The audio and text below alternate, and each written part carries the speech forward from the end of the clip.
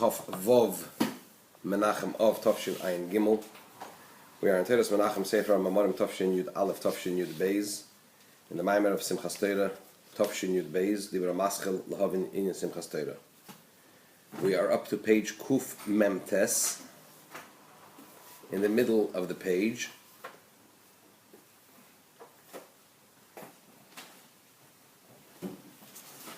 Well, actually, the top, after the top third of the page.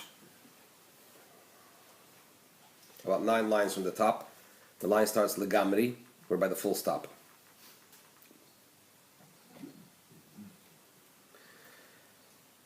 The Rebbe here asked the question, he's analyzing what is the concept, what is the idea of Simchas Torah.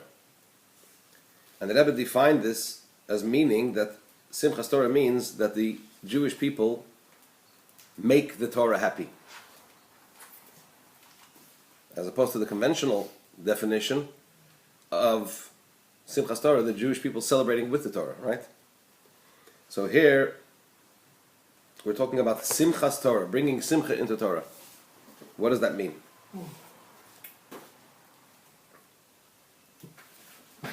The Rebbe is now in the process of clarifying this idea. What does it mean that, how is it possible that Yisrael, Yidden, should bring joy into the Torah? What's the question? So the Rebbe goes into a whole lengthy analysis of the different levels of Torah. There is Torah which is an inheritance. There is Torah which is acquired through Yigiyah, through toil, as the Mishnah says in Ovis. Torah is sometimes referred to as not being an inheritance, but rather something that you need to work hard in order to acquire, as opposed to an inheritance which just comes automatically without any effort on behalf of the individual, and irrespective of the individual's stature or status or condition. As long as he's an heir, the person inherits. And then there is Torah as it is a matana, a gift. Right? That's what the Rebbe was explaining. And he explained that when we talk about Yerusha and matana,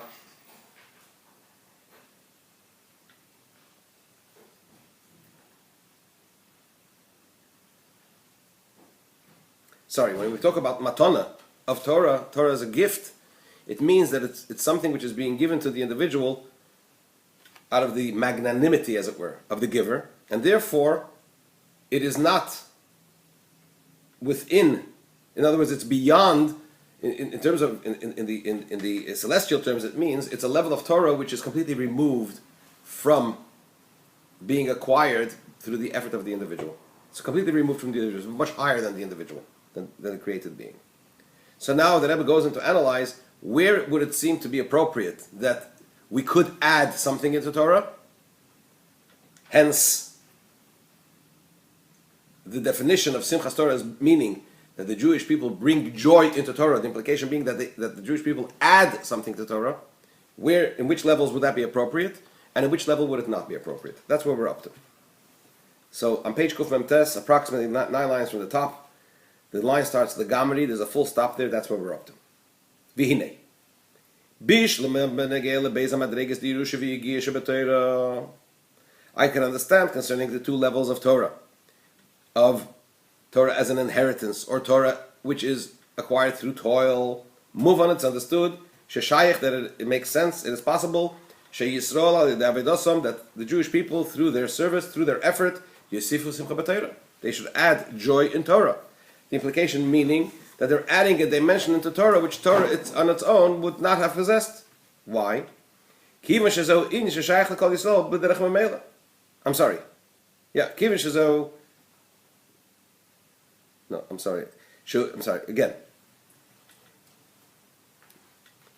Concerning the 2 levels of Torah as an inheritance, and Torah as it's acquired through toil, it's understood that it makes sense that Jews should add, through their effort, through their service, they should add an element of joy in Torah. What's the idea of adding joy in Torah? Shehu Inyan Simchas Torah. The idea of adding joy in Torah means drawing down an additional light, an additional energy, an additional element into the Torah which didn't exist before within the Torah. And the Rebbe explains that. Inyan HaYerusha b'Torah, so far as Torah as an inheritance, since it's a level of Torah which is associated with each and every Jew, irrespective of his level, irrespective of his understanding. It is related to each and every Jew automatically on its own. In other words, it doesn't depend on anything that the person does, but nonetheless, it comes to the person automatically, as opposed to what, for example, toiling in Torah, or as opposed to, for example, to a gift, which doesn't come automatically. That depends on the giver of the gift. But when it comes to an inheritance, it reaches every Jew automatically. This indicates shezuhi madregas haTorah, that this is a level of Torah. Kifi sheyorda kol kach. It's a level of Torah that has descended so much ad sheshayechas l'kol Yisrael, to the extent that it automatically is associated and is related to each and every Jew. So what type of level of Torah are we talking about?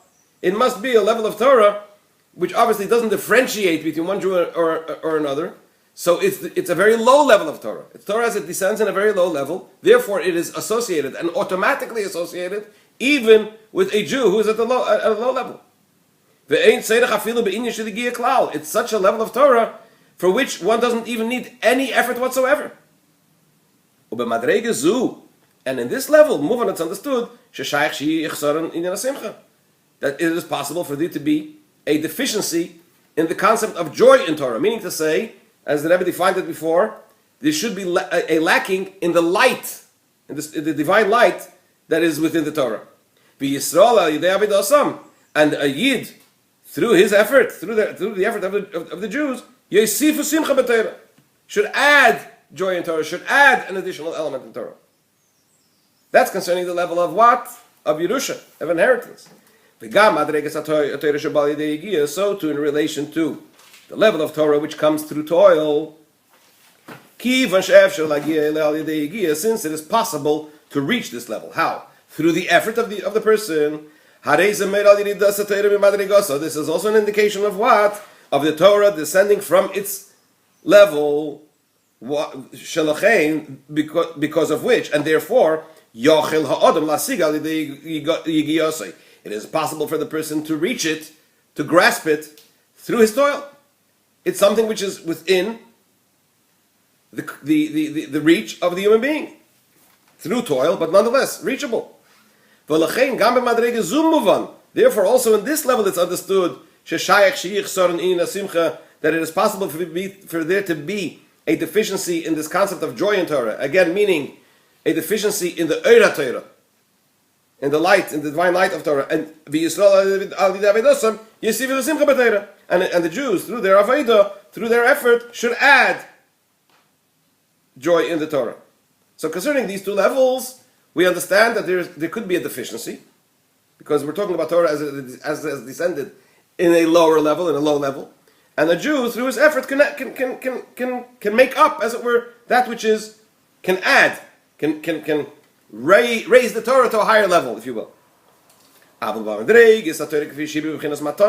we talk about Torah as it is, as it is a gift, in other words, we're talking about a level of Torah which is very high. This is a level of Torah which is completely outside the confines of created beings. And it is not connected at all to those below. Not automatically like an inheritance, and also not in the way of toiling in Torah. In other words, it's beyond the reach of the created beings. The created beings can do nothing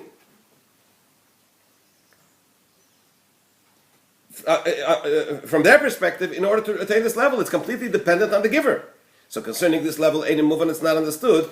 How is it possible to say that Torah is deficient in this concept of joy? That means, in other words, Torah is deficient in some kind of revelation of divine light, and the joy comes and is added through Avedasam Shal Yisrael, through the effort of the Jewish people, that they make the Torah joyous. The implication being that they add something in Torah. If we're talking about a level of matana, a gift, which is completely dependent on the giver. In this sense, obviously Hashem, right? So does Simchas Torah have any... The Rebbe implies that Simchas Torah, adding joy in Torah, also is related to this level of Torah. And therefore, what can a Jew possibly do to enhance the Torah so far as it is in the level of matana, of gift? What does it mean that the Jews give to the Torah? Well, is this the oral Torah you're talking about? No. Torah in its totality.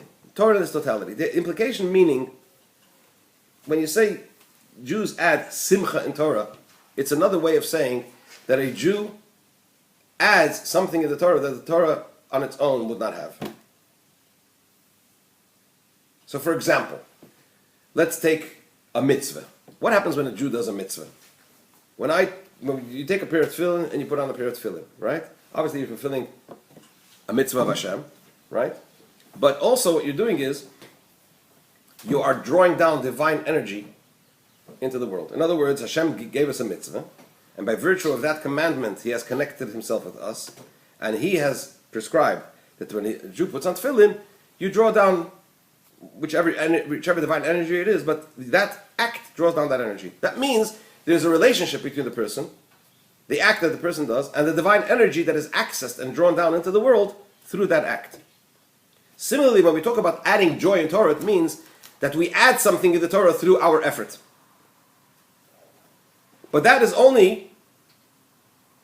is conditional on there being a connection between the person and the divine energy that he's adding. In other words, that there is some relationship. It's reachable, it's attainable through the act of the person, through the effort of the human being. So when we talk about Torah as an inheritance, being that it's an inheritance, it demonstrates that we're talking about a level of Torah. In Torah there are levels. For example, we know that there is the revealed part of the Torah, there's the secret part of the Torah, we know that there's the written Torah, there's the oral Torah, we know that there is Torah as it is in our world, and there's Torah the way it is in Gan Eden, etc., right? So certain levels of Torah are within the reach of the human being. So for example, if a Yid learns Torah and works very hard, he can innovate in Torah. He can what? Innovate. Chidushim. Right? But it's something that is within the confines, within the realm, within the reach of the human being. But those are only so far as levels of Torah as they are related to us, in which where we have a relationship, we have some kind of connection. That would be in the level of Torah as it is a as it is a Yerusha, an inheritance, which implies this is a level of Torah that is within the reach of every single Jew, irrespective of his level. Whether he's a big Chacham or a small Chacham, it's Yerusha. It's an inheritance. What's the implication of an inheritance? As soon as one is qualified to inherit, one inherits, irrespective of whether the person is a great financial planner, for example, or knows nothing about finances, right? Or knows nothing about whatever he's inheriting. It denotes a level of Torah which is connected to each and every single Jew. When we talk about Yigiyah, the level of Torah which is attained through toil, again, it implies that the effort of the human being could achieve something in the Torah. But when we talk about Torah as a matana, right, that implies we're talking about a level of Torah which is beyond the reach of the human being.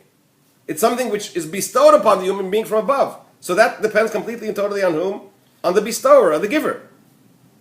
How can we say that even at that level of Torah, even in that level of Torah, which seems to be innately unreachable through the effort of a human being, we should add joy in Torah, meaning that we should add an element in Torah. How can a Jew add something in a level of Torah which seems to be completely beyond his reach?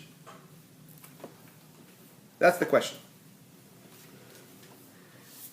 Base chapter 2. But the idea is this. The Hinei Ksiv, it says in the Pasuk, in the verse in Yeshaya, Kol Hanikra Bishmi V'Lichvedi Birosiv Yitzartiv Af Asisiv.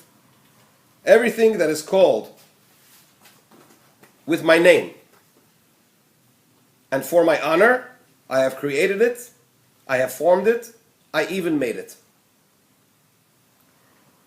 That's what the verse says. So now the Rebbe interprets it as follows. What's Shmi and what's Kvedi? What does it mean, my name? And what does it mean, my honor? And what is being called by my name? What is so he says like this. The Masha Kosev Lichvedi, over here the word Lichvedi refers Koi ala Torah. That's a reference to Torah. Kemaimon Azal, as our sages teach in the tractate of Avos, Masechta Avos, Ein Kavod Ela Torah. It's the last Mishnah in Pirkei Avos, right? Kavod is Torah. So Kvedi means my honor, my kavod, my glory. That refers to Torah. That's God's kavod is what? Torah. Umashav kosav kol hanikra b'shmi. That which is called by my name. Koyal neshamas Yisrael. This is a reference to the neshamas of Jews. Ukameshetirgim Yonason, as Yonason defines Targum Yonason ben Azil, right? He says on this pasuk, Kol do bedila avoseichen tzadikaya. All this I've done because of your forefathers, the tzadikim. Koyla nikra bishmi. I've done this for all those that are called by my name, referring to whom? To the forefathers. Shehem nikraim bishmai, who are called by Hashem's name. Now the Rebbe says something very interesting. When something is called by a name, there is the thing that's being called, and there is the name of the thing that's being called. There is the person, and there is his name, for example. Right? Hainu. So the Rebbe says, when we talk about the Avos, the forefathers, or as the Rebbe defines it here, the neshamas of Yidden, because the forefathers encapsulate the totality of the Jewish people. Right? So, generally speaking, this is a reference to the souls of the Jewish people. So the souls of the Jewish people are called by Hashem's name. So the Rebbe says, Hainu, Shehem l'mayla mebchinas shmei. The souls of the Jewish people are beyond the name. Ukmei b'chol mokaim, just like everywhere, shezeh shenikra b'shem, hu l'mayla me'Hashem atzmei. Everywhere there is the one that is being called by the name, and the one that's being called by a certain name is beyond the name. Just like the human being, you have the person, and you have the person's name. So what are we talking about? So in other words, we have like this. We have Neshamas Yisrael, which are that which is being called by the name, not the name. Hanikra b'shmi. Then you have Shmi, the name. Then you have Kvedi, the Torah. So we know that the Nikra b'shmi, the one that's being called is who? The Yidden, the Neshamas Yisrael. Kvedi is Torah. What's the name? The idea is this. The Shmi, my name, Hashem's name is what? Hu Shem Havaya. Yud Kei Vavke. The name Yud Kei Vavke. Shekoilel Dalet Elemis Atzilis Bri Yitzir Asiyah. The name Yud Kei Vavke encapsulates, includes within it, makes up the four worlds, the four realms of Atzilis, Bria, Yitzira, and Asiyah. Yud be'Atzilis. The Yud is a reference to Atzilis. Hey be'Bria. The first Hey is a reference to the realm of Bria. Vav be'Yitzira. The Vav is a reference to the world of the realm of Yitzira. The Hey Achrayna Ba'asiyah, and the final Hey is a reference to what? To the world of action. Obipratius Yesir, in more detail. Harei Zakel is called Eser Asfiris Shabbatzilis. In more detail, Yud Kei Vav Kei also is a reference and includes within it, denotes the 10 divine attributes within the realm of Atzilis itself. Yud B'Chochma, the Yud is a reference to Chochma. Hey B'Bina, the first Hey is a reference to what? To the attribute, divine attribute of Bina, the second of the 10 attributes. Vav Bizah, the Vav is a reference to the 6 Midas, V'hei Achrayna B'Malchus, and the final Hey is a reference to what? To Malchus. The reason why he doesn't mention Das over here is because when we talk about Yud Kei Vav Kei in terms of Sfiris, we have the Yud and then you have the tip of the Yud, Koitzishal Yud. The tip of the Yud is a reference to Keser, the crown, which precedes all the 10 Sfiris. And the general rule in Kabbalah is that when you reckon Keser, you don't reckon Das, because Das is directly related, being in the middle line, because the Sfiras are set up in, like a segel. Chochma on the right, Bina on the left, Das on the middle, Chesed on the right, Gvura on the left, Tiferes in the middle, and so on and so forth. Keser is also directly related to the middle line, and each of these lines have, aside from the fact that Bina comes from Chochma and Das comes from Bina, etc., etc., each of the lines have a relationship. So Chochma, Chesed, and Netzach have a relationship. Bina, Gvura, and Hoyd have a relationship. Das, Tiferes, and Yesod have a relationship, a direct relationship. So when you reckon Keser, you leave out das because Kesed is das at a much higher level, right? So in this sense, but the bottom line is that Yud Kei Vav Kei is a reference to what? To the four worlds, and also to the 10 spheres. That is the name of Hashem as it is defined over here. When you leave out das, Keshahad Kesed I Nimna understand and the that, das when Nimna. you leave it out, how do you affect the connection between Seichel and Midas? It is a reference. We learned about this in the previous Maimed, in Elam Meshpotim. We learned about Das Elyon, that there's a level of Das as it is beyond Chochmah Bina, as the activator of Chochmah Bina, rather than the combination of Chochmah Bina. It doesn't mean that you don't have it in the 10 spheres. It's there. But when you're saying Yud Kei Vav Kei, it means that you're referring to Yud Kei Vav Kei at a higher level. Obviously, it doesn't exclude Yud Kei Vav Kei at the lower level. But over here, you're referencing it in that higher level. You still have to have the connection. Of course, the Seder Shtashlos continues, but You still need that it's there. But like I said, when you say, why do you count it? because when you say for example, Yud Kei Vav Kei Elokim, Shem Havai and Shem Elokim. Right. When we're discussing a certain particular level, we're focusing in at one particular aspect of the Seder Shtashlos, if you will. It doesn't mean that it excludes everything else. Yud Kei Vav Kei doesn't exclude Elokim. But over here, for the purposes of the relevant discussion, we're discussing it in a particular context. That's the occasion. I don't understand. Continue, Mr. Shamasan.